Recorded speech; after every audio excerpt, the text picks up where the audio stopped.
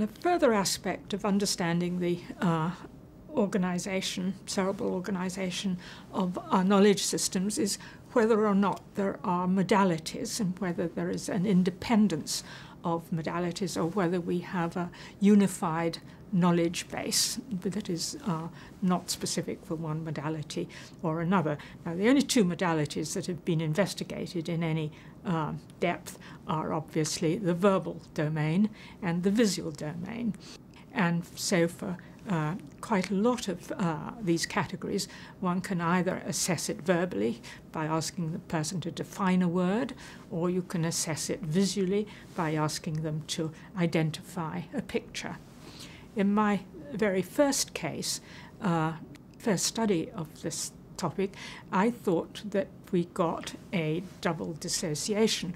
One of my patients used exactly the same pool of words. You either present it as a word or you present it as a picture of the word.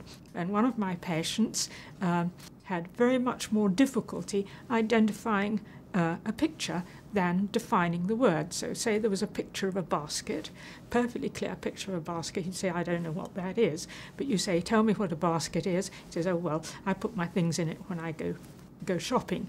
So that was, I thought, an example of separation, the two modalities.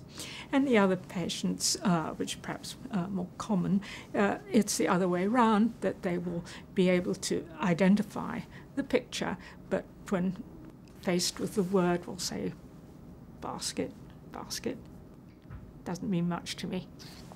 And this has been investigated over the last 20 years. There's still, I think, fair to say, fairly active research in this area.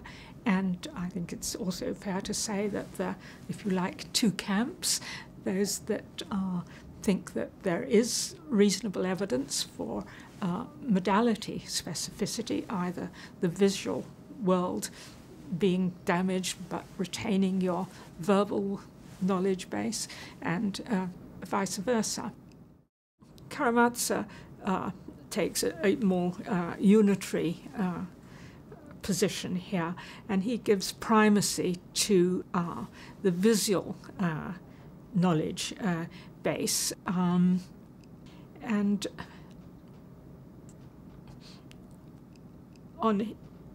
by his account, and he admits that he can't account for it except say that we got it wrong, that you can't have a visual associative agnosia.